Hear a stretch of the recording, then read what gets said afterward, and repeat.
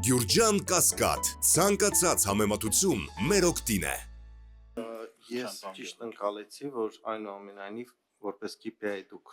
առաջարկում եք ընդունենք կամ ընկալենք այն ինչ որ դուք թվարկեցիք որպես կատարված միջոցառումներ կամ մեկնարկած ինչ որ process-ներ, մի քիչ այնուամենայնիվ վիճելի է, բայց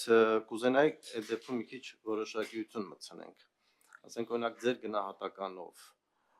ինչ ակնկալիքներ մենք կարող ենք ունենալ վիզաների ազատականացման առումով, ժամկետների մասով, ասենք օրինակ ձեր գնահատականով 2 տարի հետո,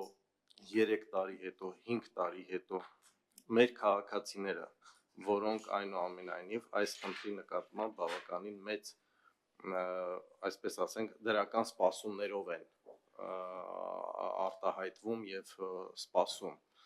Հաշվի առնելով նաև այն բոլոր դժվարությունները, որ այսօր է առկա Շենգենյան գոտու վիզաները ստանալու առումով, այս կոնտեքստում ես կուզենայի որպես KPI հասկանանք ինչ որ ժամկետներ կա, այդ դուք արդեն մի տարուց ավել կամ մի տարի բանակցում եք, որոշակիություն կա, երբ է այդ հարցը լուծումը ստանալու։ Թե մենք ամեն տարի հավաքվելու ենք այստեղ, ասելու ենք, որ մենք ինտենսիվ բանակցում ենք, եւ դա կարա տևի 2, 3, 4, 5 տարի։ Այնուամենայնիվ, ձեր պատկերացմամբ այդ դուք բանակցում եք հայկական կողմից, դուք որպես հայկական կողմի բանակցող, ինչ խնդիր եք դրել, որ ասենք օրինակ 2027 թվականի, չգիտեմ, հունվարի 1-ից մենք ունենանք այդ ռեժիմը կամ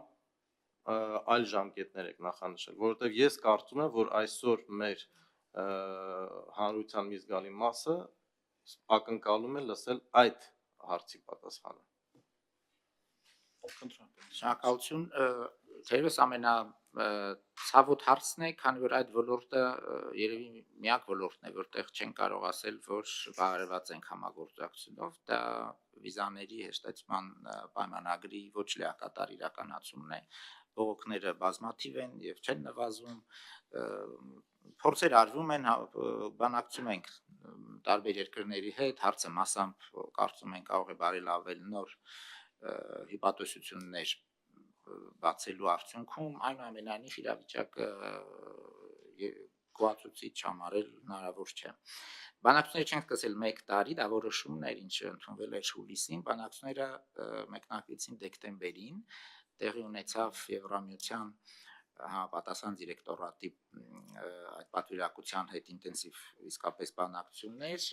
հաջորդ փուլը ապրիլի 7-ից 11-ն է, այսինքն դեռ որ երկրորդ առաքելությունն է գալիս։ Ես կուզենայի հիմա շատ այսպես ստույգ ասեի, որ կավարտենք 2 կամ 3 տարվա ընթացքում, բայց իսկապես դա ոչ հնարավոր է, ոչ էլ տեղին։ Եվրամիության գործընկերները միշտ խուսափում են այդ դեդլայններ, այդ կոնկրետ թվեր նշելու, բայց